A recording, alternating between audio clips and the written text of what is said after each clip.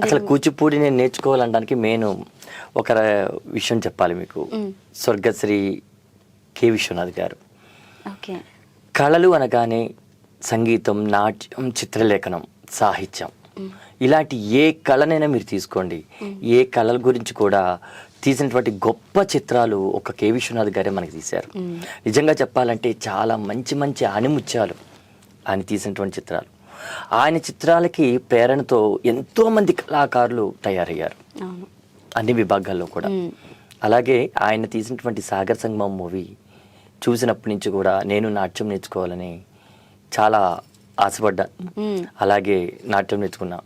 అంటే ప్రత్యక్షంగా నాకు ఆయన చేయకపోయినా పరోక్షంగా ఆయన తీసినటువంటి సినిమాల ద్వారా నేను ఈ స్టేజ్కి వచ్చాను, ఇన్స్పైర్ అయ్యాను. నిజంగా చెప్పాలంటే ఆయన ఎక్కడున్నారో తెలియదు కానీ నిజంగా ఆయనకి కోటి కోటి వందనాలు. ఎందుకంటే ఒక కళాకారుడికి ఏదో ఒక ప్రేరణ ఉంటుంది. నేనే కాదు, నాలాంటి వేల మంది కళాకారుల్ని ప్రేరణ కలిగించినటువంటి చిత్రాలు తీసినటువంటి మహోన్నతమైన వ్యక్తి.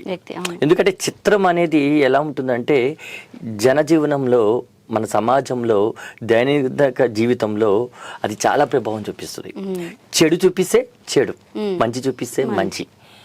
అలాగే మన సంస్కృతి సాంప్రదాయాలు మన దేశానికి మాత్రమే పట్టుకొమ్మలయ్యి అలాంటి సంస్కృతి సాంప్రదాయాలని తీసినటువంటి మహోన్నత వ్యక్తి కె విశ్వనాథ్ గారు.